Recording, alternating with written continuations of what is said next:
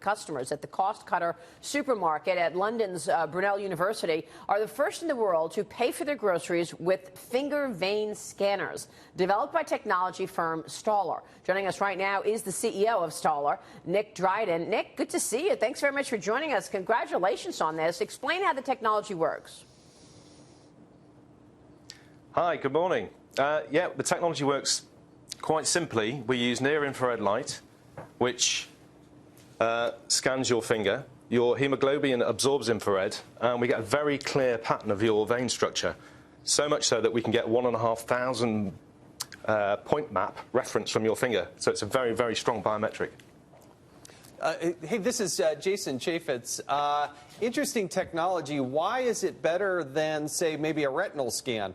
Here in the United States, I signed up for Clear.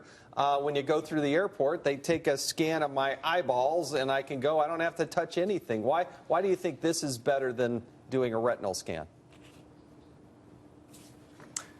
So we're kind of dealing with points of sale and gates to get into places like football stadiums and festivals.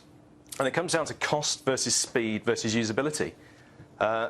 With this biometric, the devices are relatively inexpensive.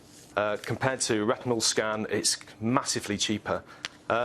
It's very practical. People don't mind using their fingers. Some people have an issue using biometrics full stop, but definitely more so if it's a retinal scan. But I think because we're cheap, we can do a cloud, and we can do a cloud match within. So we're matching in the cloud, and we can do a cloud match within 200 milliseconds, which I think is a little bit more difficult with retinal.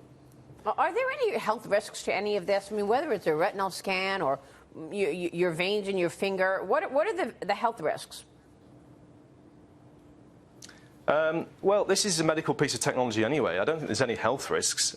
Infrared is present in the sunlight, so this device, made by Hitachi, was used to spot the early signs of heart disease. It can also spot the early signs of diabetes. So it's a very well-made piece of kit. It's been in the industry for years, but as medical, not in any way linked to point of sale.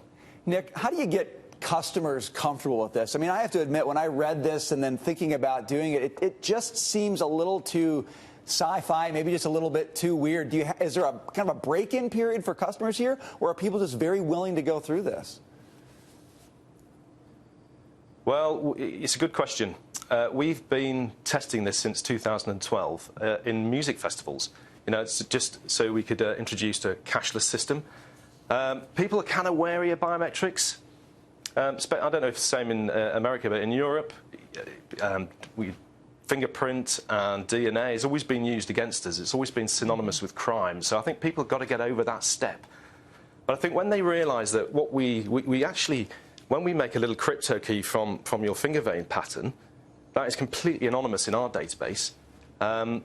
So if anybody ever gets in there, there's nothing that they can actually find that they can reuse.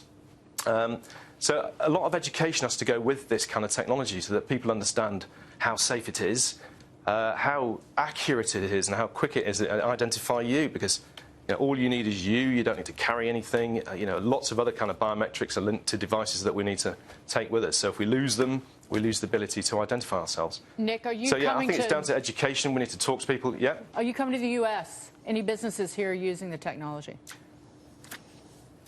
We're coming to the US in October. We're going to be at Money 2020. Please come and see us there. FinGoPay.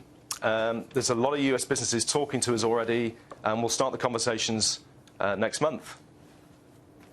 Yeah, hi, Jason Chaffetz again. Again, explain the difference between a finger vein versus a fingerprint. You go on your Apple phone, and I can unlock it with just my fingerprint.